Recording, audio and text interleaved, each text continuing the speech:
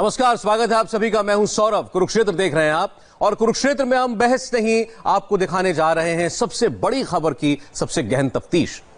बेंगलुरु का दंगा किसने कराया? इस दंगे का मास्टरमाइंड कौन था? क्या सिर्फ पैगंबर मोहम्मद साहब पर एक भड़काऊ पोस्ट की वजह से बेंगलुरु जल गया, या यह दंगा स्पॉन्सर्ड था? क्या दंगे के पीछे कोई इंटरनल राइवलरी थी? क्या दंगे के पीछे कोड वर्ड की कोई थ्योरी छिपी है? बहुत सारे सवाल हैं इस दंगे को लेकर, और आज हम ऐसे हर एक सवाल का जवाब आपको देंगे जो अब लगातार उठ रहे हैं। सबसे पहले मैं आपको एक चौंकाने वाली बात बताने जा रहा हूं, जो कि इस वीडियो के जरिए सामने आ रही है, जो आपकी स्क्रीन पर है, और जिसकी इन्वेस्टिगेशन के दौरान बेंगलुरु में इंडिया टीवी के ब्यूरो चीफ टी राघवन को बहुत ज्यादा हैरान करने वाली जानकारी मिली। ये वीडियो आप गौर से देखिए। इस वीडियो में एक स्कूटर सवार लड़का अपनी जेब से एक सफेद रंग का पैकेट निकालता हुआ आपको दिखाई देगा। स्कूटर पर बैठा है लड़का, और इसके सामने दो और लड़के हैं, जिनमें से एक ने टोपी पहनी है, एक ने शॉर्ट्स पहने, और वो उनमें से एक इस पैकेट को अपने पास रख लेता है। आप सोच रहे होंगे कि इस वीडियो में ऐसा क्या खास है। पहली नजर में ऐसा कुछ नहीं दिखता, लेकिन पुलिस ने जब इस वीडियो को गौर से देखा तो फिर उसने पता लगा कि ये या तो पैसों का पैकेट हो सकता है या फिर ड्रग्स का, यानी कि नशे का एंगल बेंगलुरु के इन दंगों में तलाशा जा रहा है। पुलिस की इस थ्योरी के पीछे एक फैक्ट और है। दरअसल दंगे के दौरान जिन 3 लोगों की मौत हुई, उनमें से एक शख्स की जेब में से गांजे का पैकेट मिला, ड्रग्स, जिसके बाद पुलिस दंगे के पीछे नशेड़ियों के होने के एक स्पॉन्सर्ड एंगल को भी जांच रही है। पुलिस इन्वेस्टिगेट कर रही है कि कहीं कुछ लोगों को नशीला पदार्थ का लालच देकर तो दंगा नहीं कराया गया। इस केस के पीछे ड्रग्स और नशे का एंगल इसलिए भी हो सकता है क्योंकि जिन 2 इलाकों डीजे हल्ली और केजी हल्ली में दंगा भड़का, उन इलाकों में पहले से ही नशे के कोड वर्ड का इस्तेमाल होता रहा है, और यह बेंगलुरु में नशे का एक बड़ा गढ़ है माना जाता है। ड्रग्स की दुनिया में केजी हल्ली और डीजे हल्ली को मुंबई कहा जाता है, मतलब वो इलाका जहां पर नशा बांटा जाना है। जबकि इसी इलाकों से कुछ ही दूरी पर इलाका है पादरायणपुरा, जहां अप्रैल महीने में भी एक दंगा हुआ था।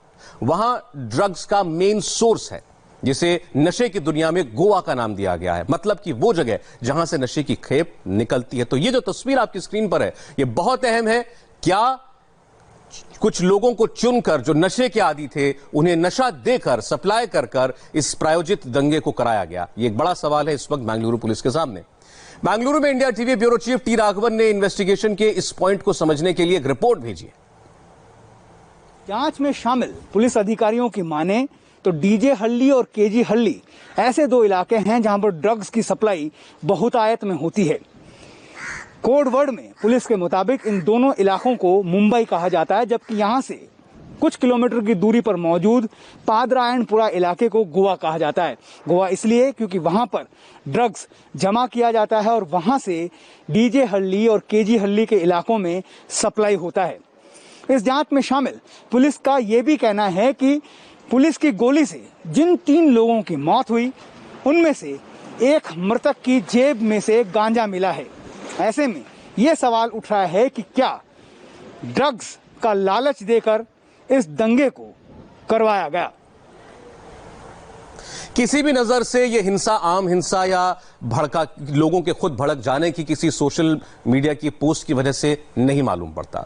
बेंगलुरु दंगे में अब तक कुल 9 एफआईआर दर्ज हो चुकी हैं, जिसमें से पुलिस ने एसडीपीआई के 2 सदस्यों को गिरफ्तार किया है। पुलिस और भी तफ्तीश कर रही है, क्योंकि यह सिर्फ धार्मिक भावनाओं के भड़कने का मामला नहीं हो सकता। पीएसआई राघवेंद्र की एफआईआर में कुछ पॉइंट्स ऐसे लिखे हुए हैं जो आपको पढ़ना बहुत जरूरी है। इस एफआईआर को आप पढ़ेंगे तो समझेंगे कि दंगाई पुलिस वालों को भी जान से मारने के इरादे से आए थे। इससे शक उठता है कि यह सिर्फ धार्मिक भावनाओं के आहत होने का मामला नहीं है। हम आपको बताते हैं इस एफआईआर में क्या लिखा है। मोहम्मद पैगंबर साहब के खिलाफ अभद्र टिप्पणी करने वाले नवीन के खिलाफ एफआईआर करने के लिए फिरोज पाशा नाम के एक युवक 11 अगस्त की शाम 7:45 पर स्टेशन पर आया। पुलिस आगे लिखती है कि हमने 295A के तहत केस दर्ज कर लिया। मुझे अधिकारियों से निर्देश मिला कि मैं नवीन की तलाश करूं, और मैं हेड कांस्टेबल योगानंद के साथ काबुल बायर संद्रा में नागम्मा लेआउट में मौजूद नवीन के घर 8 बजे तक पहुंच गया। मैं फिर बता दूं कि मैं आपको एफआईआर पढ़ के सुना रहा हूं। मुझे देखकर आरोपी घर से फरार हो गया। मेरे बाहर आने तक इलाके में मुस्लिम समुदाय के सैकड़ों लोग जमा हो गए। उनके हाथ में धारदार हथियार थे, तलवारें थी, डंडे थे। इन लोगों ने नवीन के घर में तोड़फोड़ की और घर के एक हिस्से में आग लगा दी। नवाज, नासिर, एजाज, इनके साथ कई लोगों ने हिंसा की। आगे पीएसआई कहते हैं कि मैंने रोकने की कोशिश की तो मुझे धक्का दे दिया गया। कुछ देर में और पुलिस वाले आए, हमने इनसे शांति की अपील की लेकिन वो नहीं माने और तलवार और डंडों से हम पर हमला कर दिया।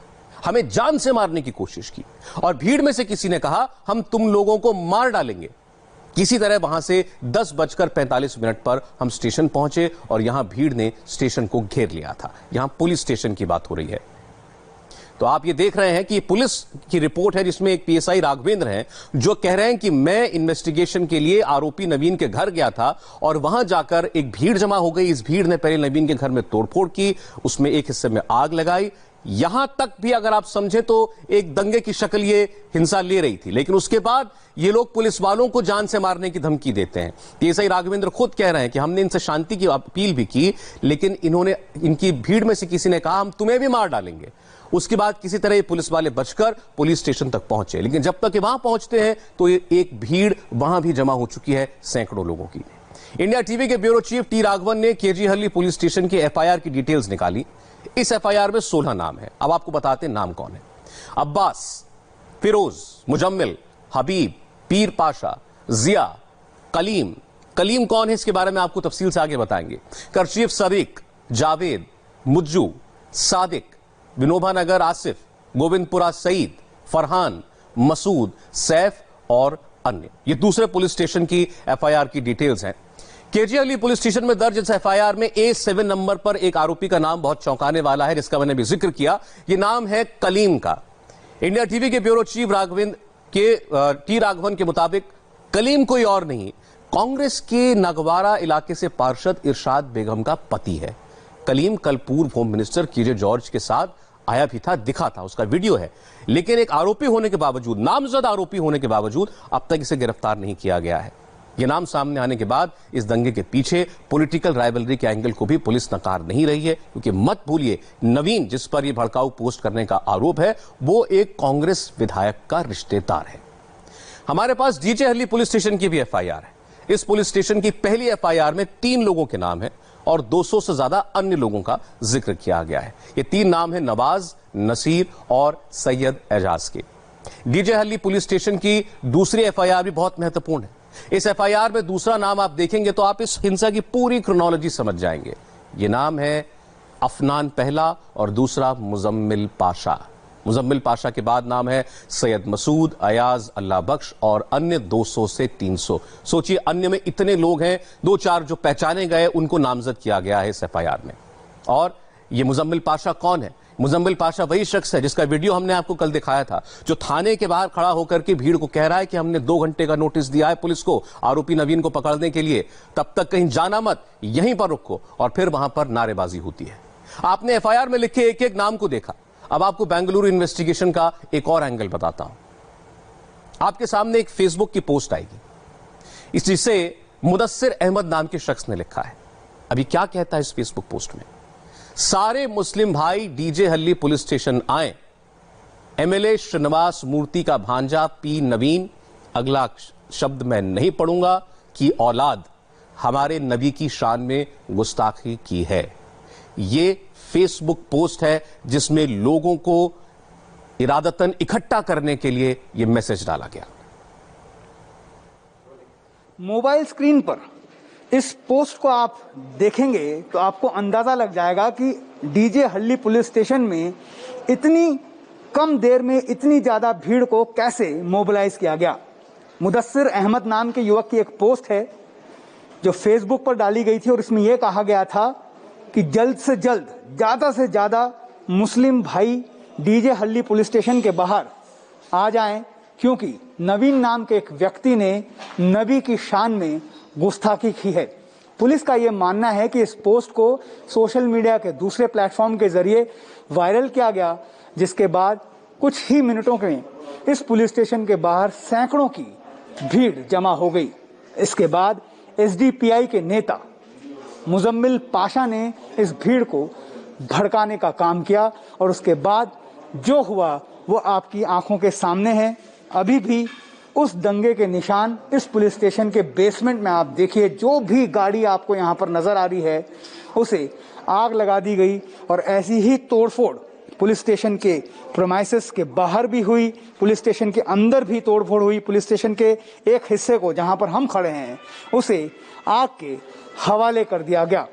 अब पुलिस इस मामले की जांच को आगे बढ़ाते हुए ऐसे सारे सोशल मीडिया के पोस्ट को खंगाल रही है जिसने इस वायलेंस को इंस्टिगेट किया और इतनी जगहों पर एक साथ वायलेंस करने के लिए इतनी बड़ी तादाद में भीड़ को जमा होने में मदद की।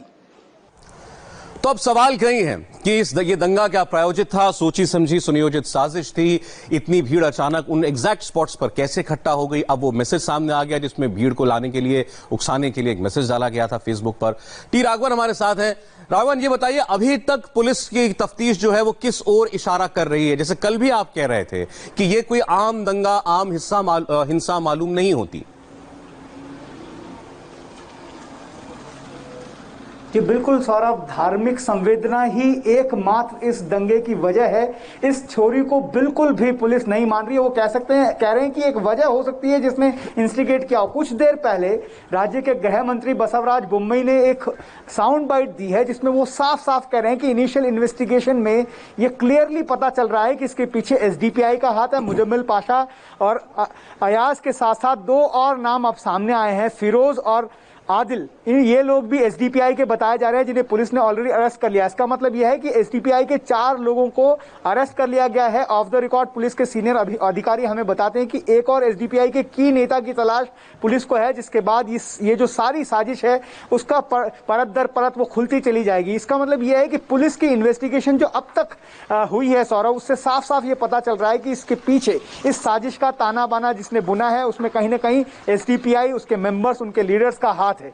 अभी जहां पर हम खड़े हैं डीजे हल्ली पुलिस स्टेशन, यहां पर सुबह से बहुत सारी एक्टिविटीज हुई हैं सौरभ।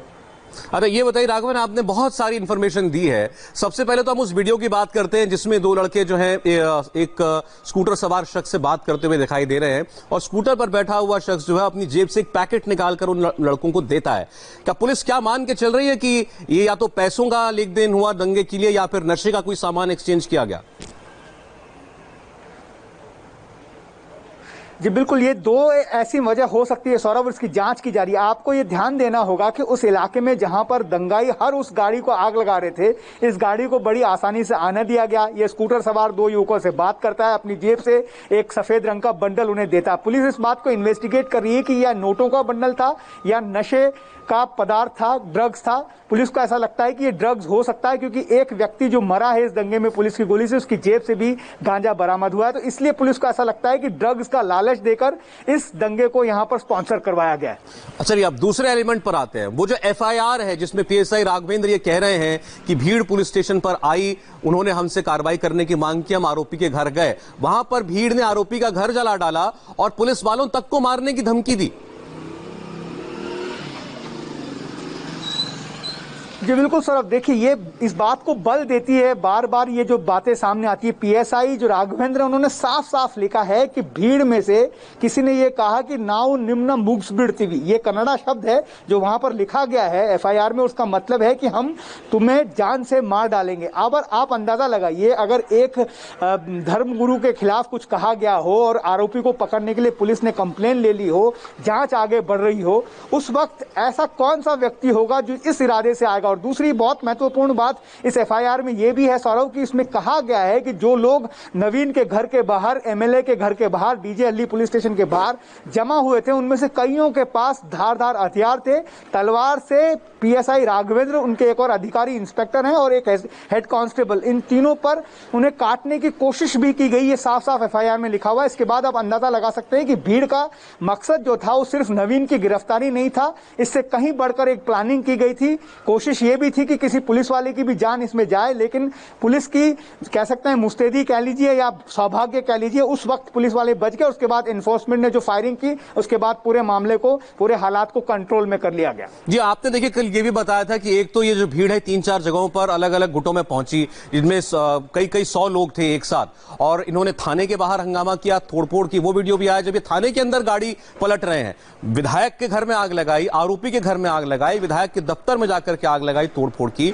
अच्छा ये बताइए कि ये भीड़ जैसे आई है, अब एक पोस्ट आपने हमको भेजी है, फेसबुक पोस्ट, जिसके अंदर गालियों का इस्तेमाल करते हुए लिखा गया है कि हमारे नबी की शान में गुस्ताखी हुई है और बड़ी से बड़ी संख्या में तादाद में पहुंचो इस जगह पर। उसका सोर्स क्या पता लगा है?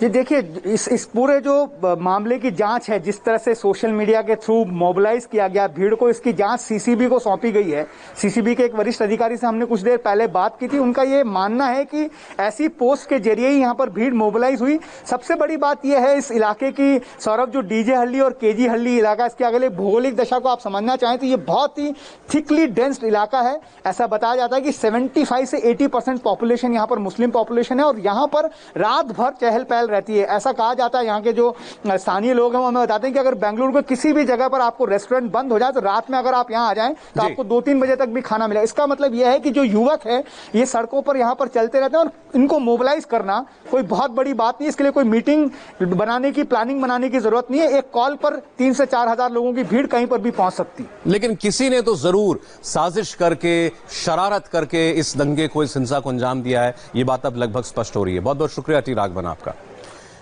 बेंगलुरु दंगे की जांच में 2 और चौंकाने वाले खुलासे हुए हैं। इनके बारे में आपको हम बताएंगे बस एक छोटे से ब्रेक के बाद।